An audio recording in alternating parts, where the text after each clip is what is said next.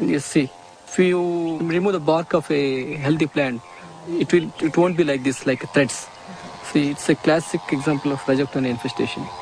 The farmers, they have never seen that.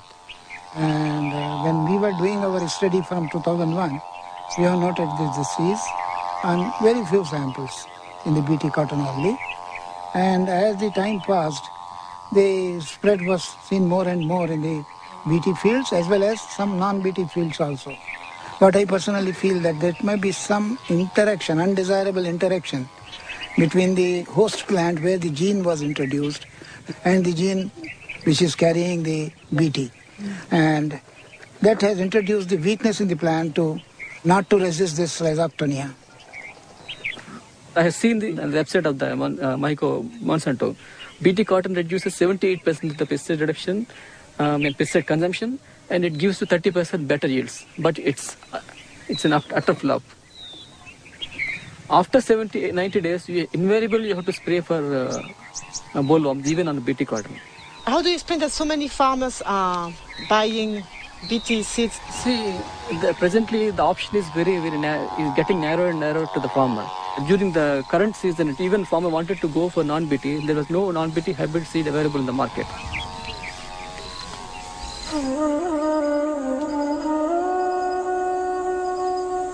Today in India, Monsanto controls nearly all of the cottonseed market, forcing the locals to buy its seeds at prices 4 times higher than conventional varieties. Small farmers must turn to moneylenders who charge high interest rates. If the harvest is poor, it means bankruptcy, a vicious circle which is decimating Indian villages.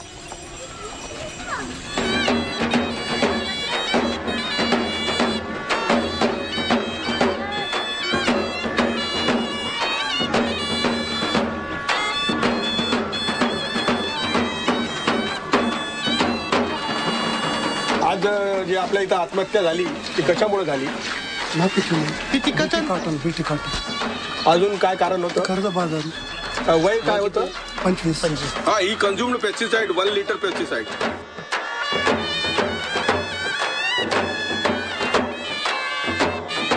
पहिला decide आहे का? नाही. जगात किती झाली?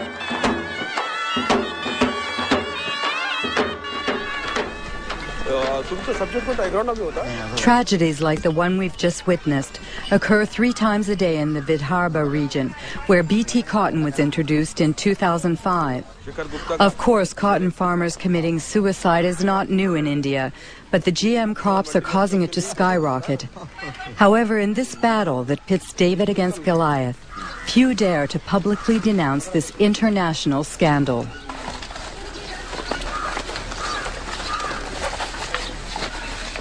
This is Vidarbha's rice growing belt. So if you see, the minimum suicides are there. But this is the cotton growing area.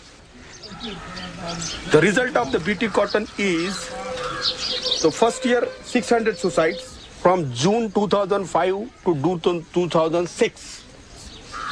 Second year, still today, within 6 months, 680 suicides. So it's a disaster. It's a complete disaster, yes. All these technologies, either it is GM or biotechnology, they are actually making the farmers completely dependent on the market. Because not only that you have to pay more for the seed procurement, but you have to fertilize. And this very claim that no spraying is required, no pesticide required, is also false. When Monsanto claims in advertising that GM crops are adapted for small farmers, what do you think it's? Our experience shows that it is completely false. It's completely false. It's a lie.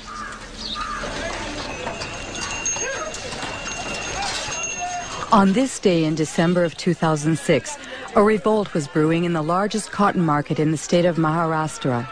3 days later, riots broke out and dozens of small farmers, including Kishore Tiwari, were arrested.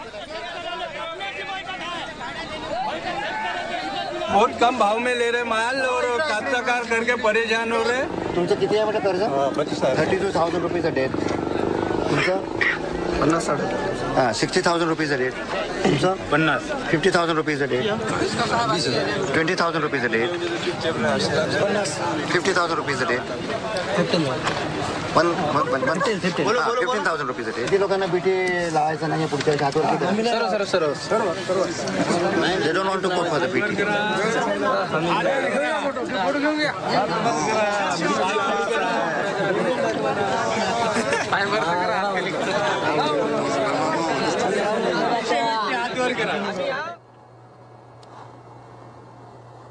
Seeds of Suicide is the title of a book by physicist Vandana Shiva. She won the Alternative Nobel Prize and heads the Navdana organization, which aims to conserve traditional seeds.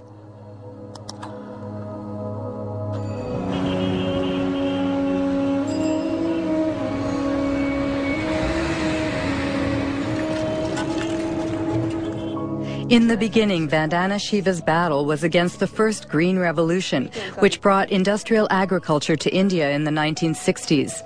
Today, she denounces what she calls the second Green Revolution, that of GMOs protected by patents. The difference is that the first Green Revolution was public sector driven. It was driven by government agencies. The government agencies control the research. In the case of the second Green Revolution, it is driven by Monsanto. It is a Monsanto-driven revolution. The second big difference is that the first Green Revolution did have a hidden objective of selling more chemicals. But its first objective was providing food. It was food security. And yes, they grew less pulses, they grew less oilseeds, but they did grow more rice and wheat. It fed people. The second Green Revolution has nothing to do with food security. It's not about food security. It is about returns to Monsanto's profits. That's all it is about. They've always said genetic engineering is the way to get to patenting, but patenting is the real aim. If you look at Monsanto's research agenda, they are testing at this point something like 20 crops with Bt genes in them. There's nothing they're leaving untouched. The mustard, the okra, the brinjal, the rice, the cauliflower. Once they have established the norm that seed can be owned as their property, royalties can be collected, we will depend on them for every seed we grow, of every crop we grow. If they control seed, they control food, they know it, it's strategic, it's more powerful than bombs, it's more powerful than guns. This is the best way to control the populations of the world. Monsanto responds to Ms. Shiva's persuasive argument by brandishing its pledge: integrity, dialogue, transparency, and sharing.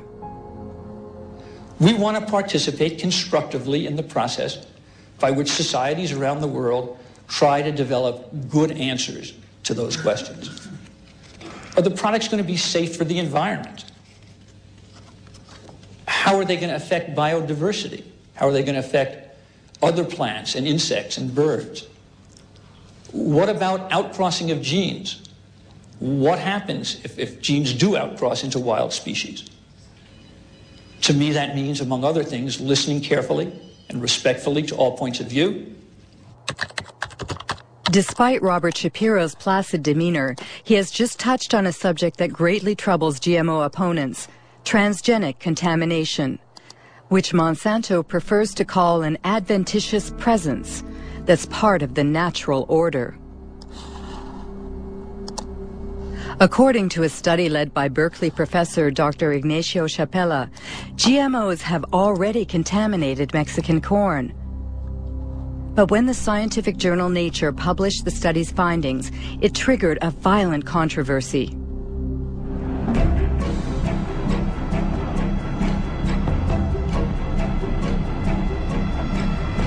I had been working for 15 years with indigenous communities in Oaxaca, in Mexico, and they had been developing the capacity to analyze their environment themselves. One of my students went to try and train people to detect transgenics. We brought with ourselves a positive control. That was a can of corn from the US that we knew was transgenic. And we were looking for a negative control.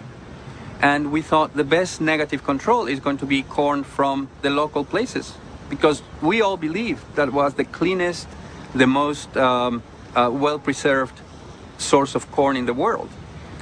So the surprise came when we looked at these samples and we discovered that the samples that we all believed would be non-transgenic had already transgenic DNA within them.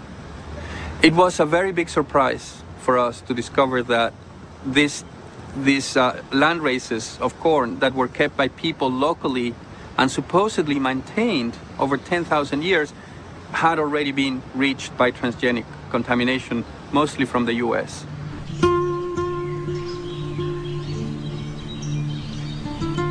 Mexico is the center of origin for corn.